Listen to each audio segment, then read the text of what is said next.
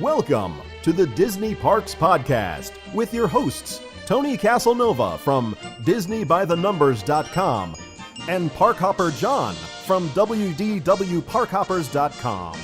Keep your hands, arms, feet, and legs inside the podcast at all times.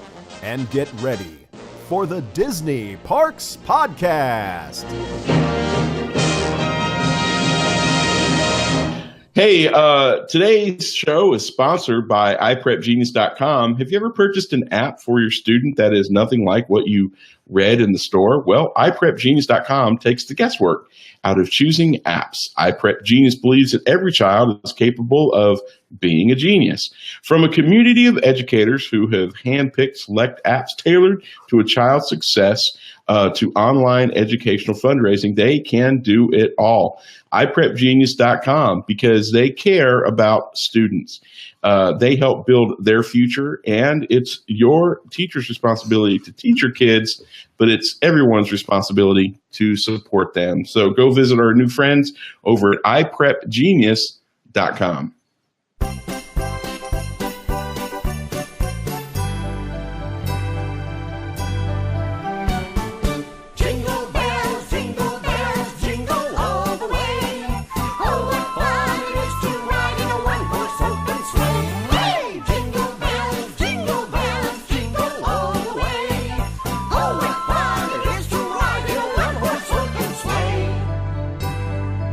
Hello, everybody, and welcome to the Disney Parks Podcast. My name is Parkhopper John, and I come to you from WDWParkhoppers.com. Joining me, as always, he's the hostess with the mostest.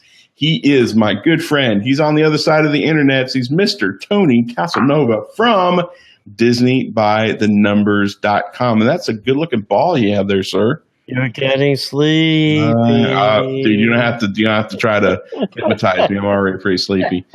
Hey, welcome to the infotainment show. This is a show that normally we try to get out on Fridays. Sorry. We try to get out on Fridays, and we don't talk about news and rumors. We usually talk about something that's helpful, or we have an interview. Today, we have a great show for you. We're going to be talking about the top 10 things that you can do when the parks reach capacity, and we're in that season where the parks are going to hit capacity a fair amount. Oh, yeah. So, Tony, before we get into that, from your experience, because you're former security and you've been to Disney parks a lot, talk us through what that means when parks get the capacity. Yeah, so there's different phases of capacity, and I can't even remember them off the top of my head. But there are certain times that they just don't let anybody else into the park because they're at capacity. And that may mean that, they'll turn you away and say, listen, you have to come back in an hour or 2 hours or you can stand here and wait, or you could just, go do something else. I remember a few years ago, probably when we first moved down here, we had reservations at Be Our Guest for New Year's Eve, right? It was New Year's Eve, wasn't it?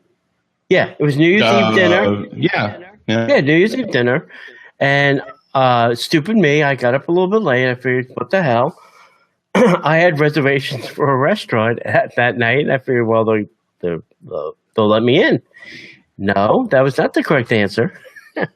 They actually didn't even let me pass the turnstiles. You did not pass go. You did not collect $200. Yeah. So they made you when you got to the parking toll plaza. Really, is where they stopped me. They said, "Sorry, the park's at capacity. You can't even park here. Just follow the cones, and it'll lead you back out." And they were just making people exit the parking and go somewhere else. So I figured, well, I'm smart. I'm a local. I'll just go park over at Epcot, and I'll take the monorail over. And they were smarter than me, and they had the monorail shut down. So finally, I just gave up, and I went to Downtown Disney at the time, went to a movie, had lunch, and then I went back around 4 o'clock, and finally it was at a point where they'll could let me back in. So the Magic Kingdom usually fills up first. I would say on a good busy day, they're usually filled up by opening, and that's like 9, 10 o'clock in the morning. they're usually at capacity.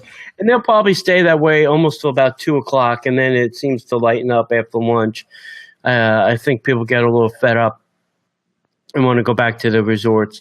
So if you're not there at rope drop and you're not first out of the gate, you're probably not going to get to the Magic Kingdom. Epcot is a very much bigger park, and their capacity is a little different. The studios being a little short in space right now, they may change their capacity rules for the season because there's a lot of closed off spaces. So what are they going to do with the extra people? And Animal Kingdom, I think, never really ever gets the capacity, unfortunately. But, there's a first time for everything with the studios being a little bit short and the Magic Kingdom being closed. It could be that Animal Kingdom could get to capacity this year. So you don't know. And you should have a backup plan. If you're a late riser, you're going to miss out. There's just no way you're going to meet it. You really have to be there an hour before park opening. That means you have to figure out most of the transportation runs an hour before the earliest park opens. So let's say Magic Kingdom is the first to open at 9. Transportation will usually start running at 8. So if you're not on a bus or a monorail at 8 o'clock heading to the Magic Kingdom, you're probably out of luck. Right. So, do some planning. That's exactly what I was about to say. So here's part of the reason why we're doing this podcast now. It just makes sense. We want to encourage you, if you're coming to Walt Disney World for the holiday season, to have a backup plan. And I don't know how to put this gently. Just because you have a park ticket does not guarantee entry into the park. No.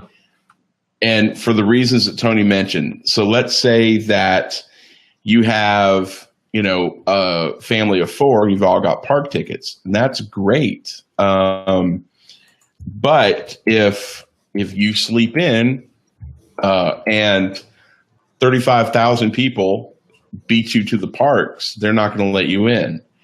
Yeah. You have park passes, but Disney doesn't have to guarantee you entry for that day because they're not specific days. There's no way that Disney can have tickets for specific days, even if you're on vacation, because they have locals they have to deal with. They have other issues that happen. And so all that being said, the smart thing is to have at least 1 or 2 backup plans. Yeah. And I will tell you this, they do give, unfortunately or fortunately, preferred treatment to Disney hotel resort guests first. Mm-hmm. And if you're staying at a Disney resort, take their Disney transportation, only because that it's not a guarantee, but you'll have a better shot because you could get turned away at the toll plaza like I did, and then that completely ruins your shot of possibly getting. But if you're on a Disney bus heading towards there, most likely you'll have a better shot of getting into the park. Right. So that's the other thing. So it's usually Disney Resort first, a guest first. And then everybody else is second. And I mean everybody, outside hotels and, locals and, everybody. So, and usually, and if you're questioning, well, I know the cast members can get in. Yes, they can, but they have blackout dates. So they're probably going to be blacked out. Right. Mm-hmm. And they're not going to be able to get in. So. Yeah. Yeah, they're probably blacked out a lot of the dates. So let's look at 10 things that you can if you're unable to go into the parks because the parks are capacity. What's the first thing, Tony? Yeah. So let's start with number 10. Number 10 on the list is a couple of things that you can do. One is Surrey bikes at the boardwalk. A great way to, burn off your lunch and take a little spin around, the boardwalk, yacht, beach, kind of head maybe down towards Epcot, take a little spin around that area, and then you can head back. You could even head all the way out to Swan and Dolphin if you want. I think you could even Surrey bike all the way to the studios if you wanted to. No, but you can't because there's a little pylon things.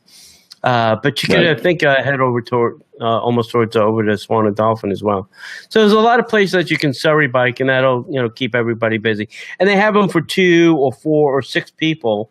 They even have like little things in the front for the little kids to kind of get a front seat view of everything. Right. If that's Absolutely. if that's not your bag, then there's a lot of recreational things to do. There's tennis, there's basketball, there's volleyball, there's all those things. Most of the resorts will give you, I think, basketballs and volleyballs. I'm not sure about tennis rackets and tennis balls. You may have to bring your own. But I think if you're at a DVC, they may rent them to you. Okay. So you can check that out too. Almost all of the deluxe resorts have tennis and basketball, and some of them even have volleyball. It's usually beach volleyball. It's not a volleyball like a hard surface, but beach volleyball. So that gives you something to do. So you have some, things to do at your resort. Right. Absolutely. All right. So number 9 is even if you're not staying at these resorts, you can go there and you can use the amenities there. They're not resort specific unless there's a rule that I'm unaware of. But you can go to Fort Wilderness and you could ride the ponies. They have pony rides. You could also take some archery classes. You can rent canoes and go canoeing on the Bay Lake. You can do horse-drawn carriage rides. They have all sorts of cool things. There's a lot of things you can do at Disney's Fort Wilderness. You can go hang out at the what's it called? Their little shop there has a specific. It's what? Settlement outpost. Yeah, Settlement Outpost. They got really cool things there. Some really neat shoppy things there. Grab dinner out at the place next door to the Hoopty. And you can go by the it's funny, I can't remember the name of the restaurant, but I can remember that it's the Crockett's Tavern. Yeah, David Crockett's Tavern. Trails End. You can go, yeah, say that again. Trails End. Trails End. That's it. You can walk down to the water. You can walk around, and maybe if you can get a car back to a certain spot, you can't get your car, but you could drive around and see if it's Christmas or Halloween time. You could drive around and see all the crazy Christmas displays or the holiday displays. So there's a lot to do over at Disney's Fort Wilderness, and all you have to do is just tell them that you want to go hang out. And if you're there late enough, if you go later in the evening, you can do s'mores and you can do they do the movie, sing along, campfire, sing along. A lot of really cool things to do over at Fort Wilderness. Although they do prefer that it's resort guests, but yeah, you can also take a tour of the Circle D Ranch. That's where they keep all the horses. Yeah, you can see the big horse that does the headless horseman ride. Yep. That's kind of cool. All right, what's next? Okay, number 8, things to do in the water. One is you could take out a boat. They have different sized boats. They've got the little, I still call them the mouse boats, the little boats. They got the whalers. They got the pontoon boats. If you don't want to take your own boat out, you can do fishing where somebody will take you out on a boat and take you fishing. Over at Sammy Duval's at the Contemporary, they got water skiing, wakeboarding, parasailing. So they have a whole bunch of different kinds of water sports that you can do over at the different resorts. So Grand Floridian, Poly, Contemporary are your best bets for taking boats out. I like the Seven Seas and Bay Lake because you get both of those big lakes to take the boats out. You can do boating over at the Yacht and Beach. It's primarily over towards the yacht side. You can take a boat from there. And that kind of is limited to, like Hollywood Studios and all the way to the Epcot area. A little smaller area. But I think the fishing is only out on Bay Lake. And definitely the water skiing, wakeboarding, and parasailing is only out at the Contemporary. That's the largest Sammy Duval water sport area. I like doing this. I mean, you could do it with a DVC discount. You could do it with a pass holder discount. And I like taking the boat out. It's kind of a fun way to see, the resorts and get some really good pictures too of the resorts from, these great angles. Yep. And you can take the boat if you're doing the boardwalk Epcot resort area, like at Hollywood Studios. You could ride all the way out towards the little water area near Hollywood Studios, but they cut you off at a certain area. Like you can't tool around World Showcase Lagoon. You can't go very deep into it, but they cut you off a certain area. But you can get sort of close. I would prefer to go to the big lakes too. There's just more to see out there. It's just more fun. It's more fun. There's Discovery Island. There's all the kind of fun stuff out there. Yeah, and if it's and I know that one of the things is kind of sort of related, but and if it's later in the day, and if you can get reservations, you can always take a boat out to do the fireworks cruise. Mm-hmm. But good luck during this time of year. Yeah, it's pretty cool. Number 7 on our list is if the weather is pretty good. In the last several days, it's been pretty nice. You can go to one of the water parks. Disney World has 2 water parks. They have Typhoon Lagoon and don't tell me. The second one is closed for rehab right now. Yeah, that's right. That's why I can't remember it. Blizzard Beach. Blizzard Beach. That's it. I am a horrible, horrible Disney blogger. But yeah, when Blizzard Beach is open, you go to Blizzard Beach and or you can go to Typhoon Lagoon. If the weather is pleasant enough, or you're from the north and you can take it, you can go hang out there. Those are water parks. I mean, there's tons of stuff to do. They've got foods. It's not like fine dining, but you can certainly eat there. Hang out, spend an entire day there, and if you can't get into the theme park, you can certainly go visit a water park. That'd be a pretty good option. Yep. All right, number 6 is Disney shopping. Now, you're thinking to yourself, well, Tony, they have that mall that they built, and they call it Disney Springs. That's true. You could go to Disney. You could go to Disney Springs, but you'll probably find it very crowded. This is what I'm telling you to do. Go to the different resorts. You can find a lot of interesting, unique things in a lot of the resorts. Some of them have things that can only be found in those resorts. I'll give you a for instance. I know right now for the Christmas season, for the Christmas pin, each resort has its own different Christmas pin that you can only get at that individual resort. They're not sold all in one place. So they're kind of making you go to all the resorts because you want to get these pins. And then there's things like, the branding of all the resorts. If you want a Wilderness shirt, or you're going to have to go to Fort Wilderness. If you want a Yacht and Beach Club shirt, you're going to have to go to Yacht and Beach Club.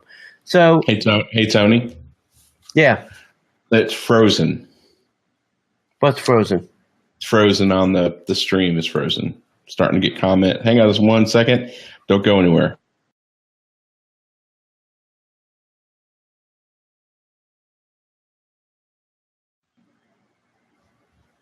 Okay, let's see what happens here. Hang tight. You just have to start over with this one. Sorry, but I'm starting to get comments that it's freezing and I can't get it to load. So I thought I'd stop you and do a couple of tricks that I've learned. And hopefully that'll fix it. Hang tight, buddy. I'm sorry. To start over with this. Hey, there we go. Now we're back. Sorry, but I'm starting. There we go. Now we're back.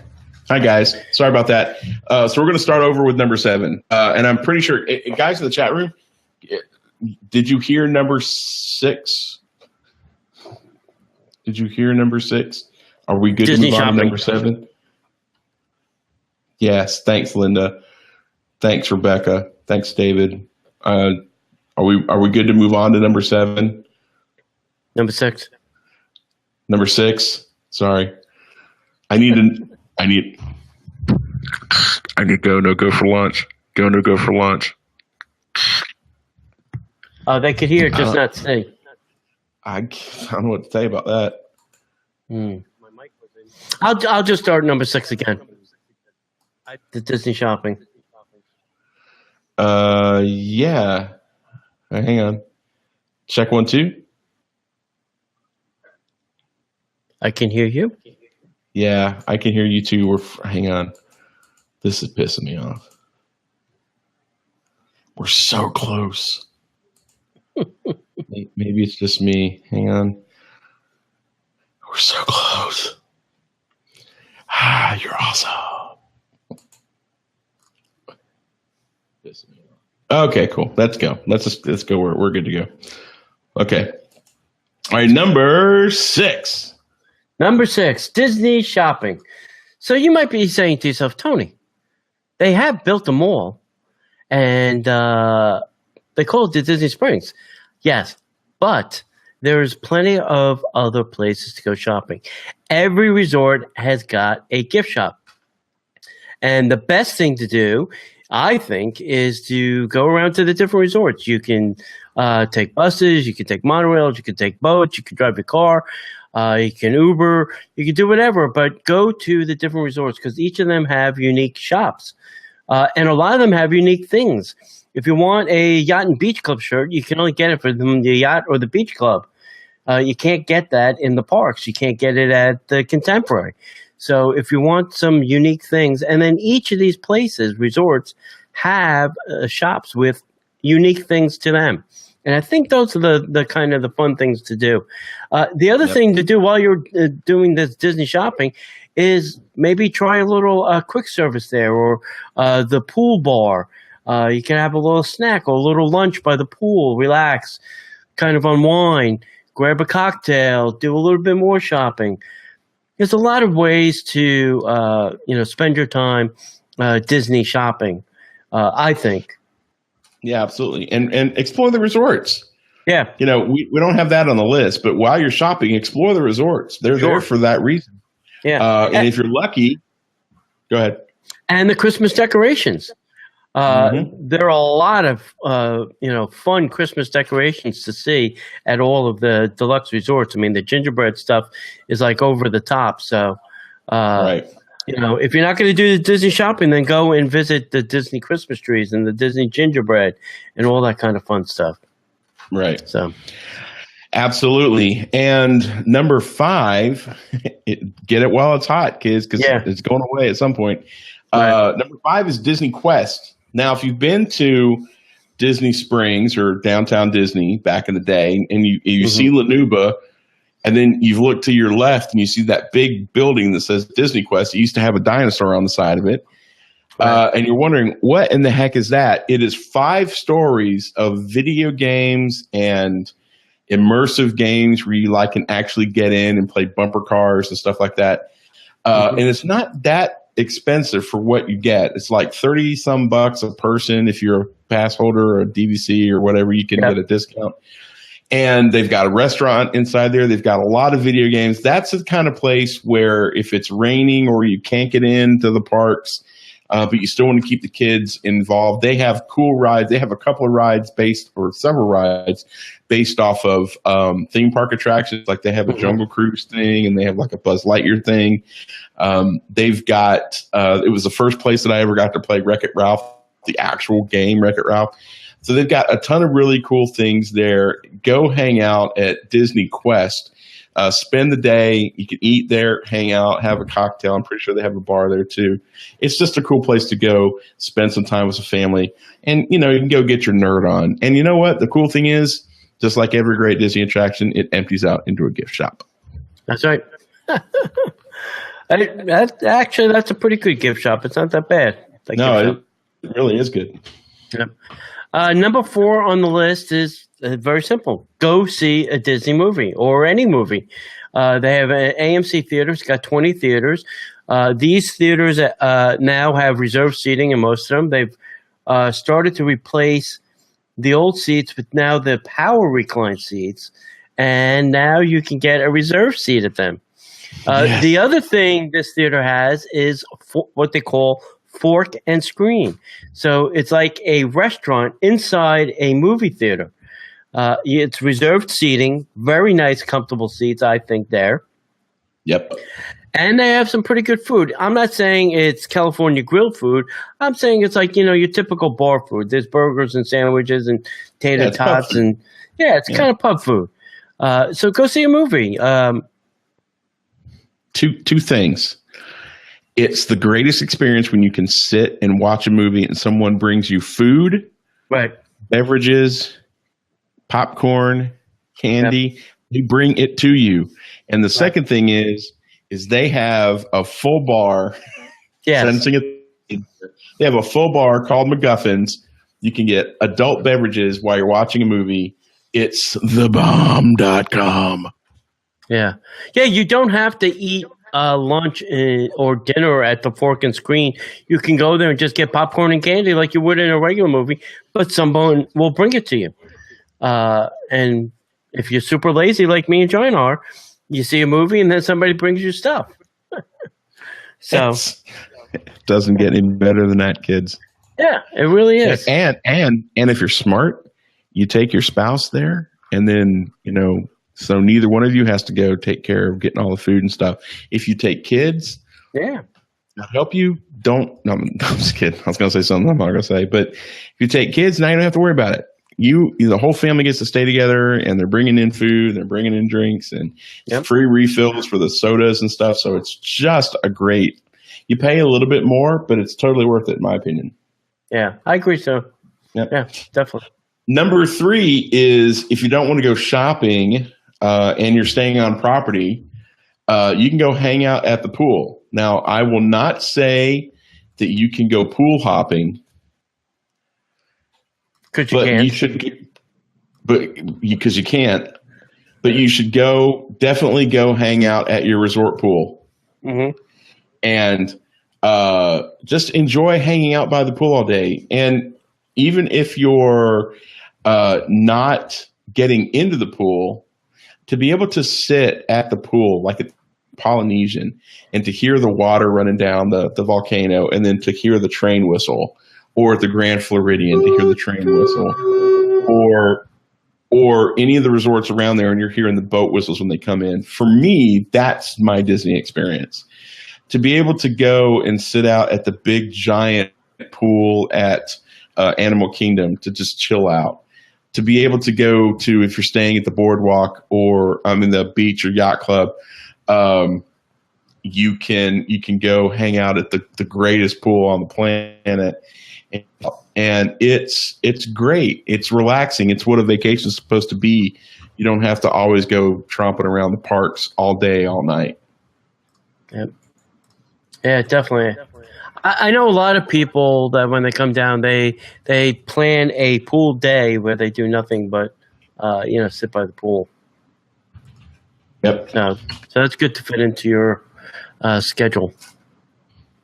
All right, number 2 on the list is golf or mini golf. So Disney has, and I'm just going to pull this up real quick. Disney's got a couple different golf courses. They have the Disney Lake Buena Vista golf course. They have Disney's Magnolia golf course. There's Disney's Oak Trail golf course. And there's Disney's Palm golf course. Now, if you're not a good golfer, you can take golf lessons. So these are world-class golf places, and you can learn from a pro on a world-class golf course. Nothing is better way to spend the day than to learn a new sport. Now, if you completely hate the whole idea of golf, then we have 2 mini golf courses for you. You have the Winter Summerland, and then you have the Fantasia Garden and Fairway mini golf. And both of them, in my opinion, are fun. In my personal opinion, I like Winter Summerland a little bit more, preferably the Winterland one. But I think the one at Fantasia is a little bit longer. A little bit bigger than the other. A little bit bigger than the Winter Summerland. But now, go ahead. Now, to me, I like. I'm sorry. Didn't mean to step all over you. No. For me, I like Fantasia Gardens because I like the Fantasia movie, and there's some really cool things that happen. And it is a little bit bigger, and it's as much as it can be more adult because it's based off a cartoon. Yeah. It's a little bit more adult to me. Winter Summerland is great, but it's really kind of kidsy. But it's a great course. It's typical mini golf. It's awesome. Yeah, and they sell snacks and beer and drinks at the golf places. So if you want to, putt around and have a couple beers, you certainly can do that too. I will tell you this because from my experience, I burned myself sunburn wise playing golf, thinking, just gonna be playing mini golf. How bad could it be? Well, if you're out in the Florida sun for 4 hours, you can get pretty burned. So bring some sunscreen with you. Yep. Yeah. Even in the winter, kids, sunscreen's important. We're in Florida. We're very much closer to the equator than probably most of you live regularly. Yeah. Most, not all, but most. So it does get warm. All right. And I guess that brings us finally to the number one thing that you can do when the parks are at capacity. And it's take a tour. And there's several tours that are available on Disney property. Some of them cost money. Some of them are free, depending on the resort and depending on what you want to do. So the more expensive ones, I'm thinking are like the Behind the Seeds tour, the Trains tour, the Keys to the Kingdom tour, the Behind the Scenes Magic tour. There's one where you get to go to all 4 parks, the Thrills and Spills thing. There's you can go to Disney's website and go to their tours page. You can see all of them. They're amazing. You pay a fairly decent amount of money per person, and some of the tours provide food if you go over a lunchtime. Or I think one of the ones is like all day, so you get a lunch and you get like a dinner of some sort. And you get to see places and do things that other people don't get to do if they're just visiting the parks. You get to see behind the scenes of the rides. You get to see up close and personal with some of the cast members that make the magic happen on a daily basis. If you do something like we did the Behind the Seeds tour because I just thought it was interesting. And It's basically you walk through the Living with the Land attraction. So you get to see when the boat comes out and you're in that place where all the plants and the fish and all that stuff, you actually get to walk around back there and see all that stuff up close and personal and get a guided tour. So these are amazing. These are great edutainment type things that you can take your kids to. It's fun. It's fascinating. I will say that if you're going on a day when the park is super busy, it's probably going to be difficult unless you've booked it way ahead of time to get into a tour that allows you to ride the rides because it's going to be pretty busy. Yeah, I would definitely book ahead of time if you're thinking of a tour. Definitely book it ahead of time.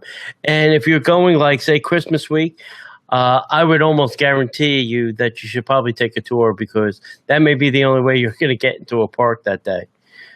Right. The other thing you can do is book the VIP service. It's a little bit pricey, but if you got a big family or big group, that may be another thing that you could do, and they will kind of take you wherever you want to go. And I don't think even if the park is at capacity, they're going to tell you can't get in. So that may be a sneaky way of getting around the capacity issue. And let me tell you, I'll be honest with you, because, full disclosure, I was a marketing director for a travel agency, and I got to go on a couple of VIP tours.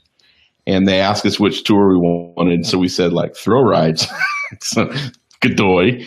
And so we got on Disney Transportation. It was a bus, and we had one of the plaid guys take us all around, and we got to do some amazing things. We got to see some things that not everybody gets to see. We got to go backstage at Hollywood Studios, which was for me really cool because I got to see where Lilo and Stitch, they were working on that, and got to see some things that I saw like in some of the documentaries, some of the backstage stuff. So that was really cool to me. Some of the other people did some of the other tours. If you can afford it, then that is the way to go because there's no better way than someone that works for Disney saying, "What would you like to do?"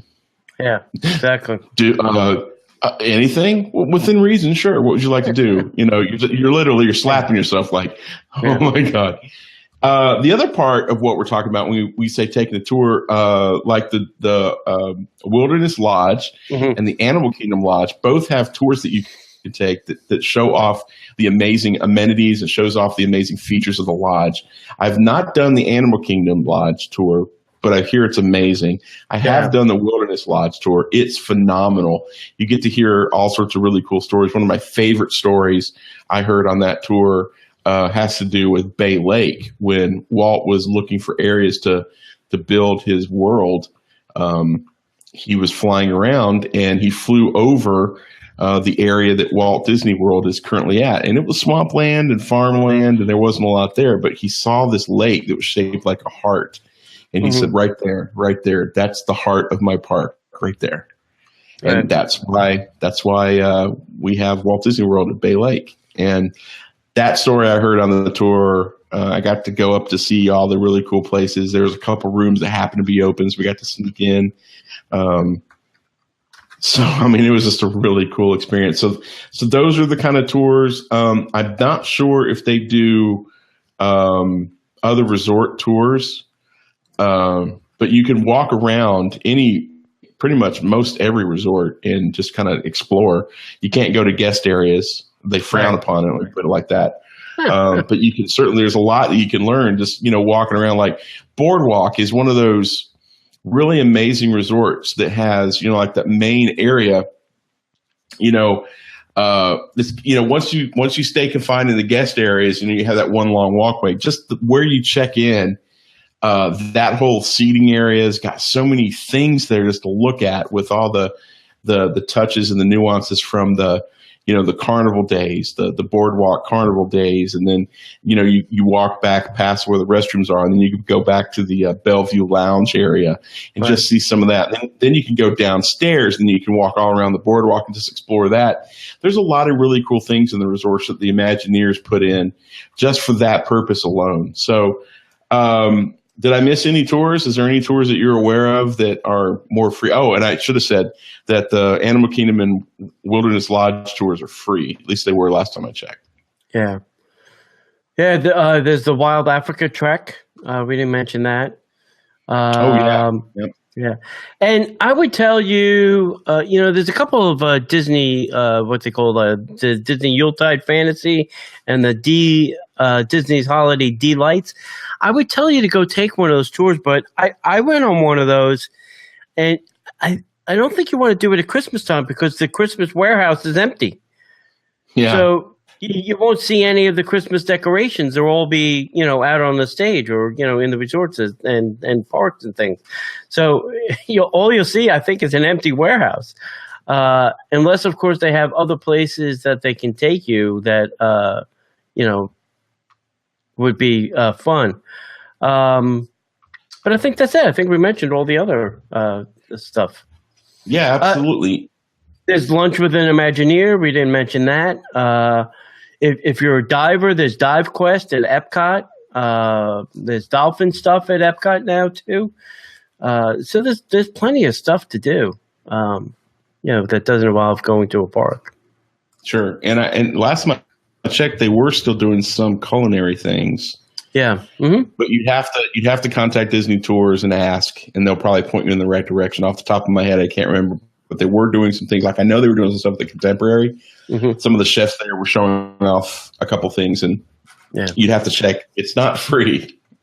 Yeah, and it ain't cheap. Yeah, and really, worst case scenario, you can Uber and go to iDrive and go on the Eye of Orlando. There's Ripley's Believe It or Not. There's a whole bunch of things to do on iDrive. There's Fun Spot, and there's Orlando's chock filled with things to do.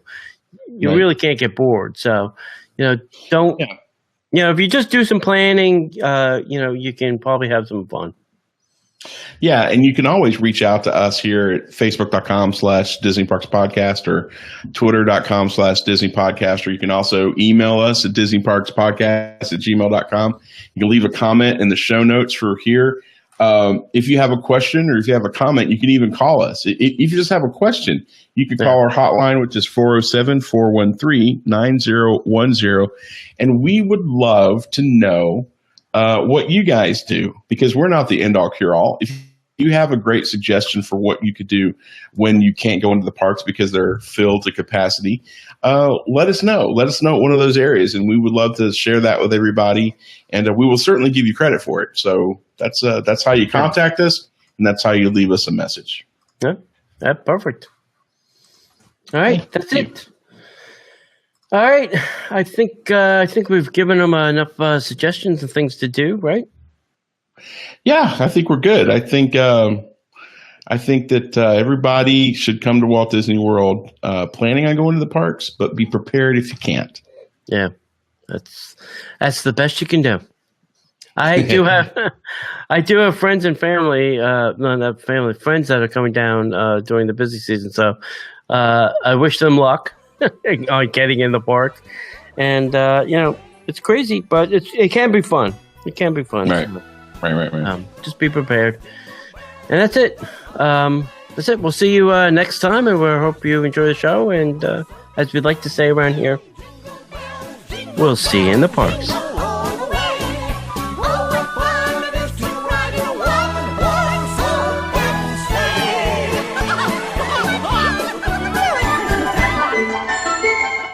The Disney Parks podcast is not affiliated with the Walt Disney Company. All Disney parks, attractions, lands, shows, event names, etc. are registered trademarks of the Walt Disney Company. Like a bolt out of the blue, fate steps in and sees you through. One you wish upon a star, your dream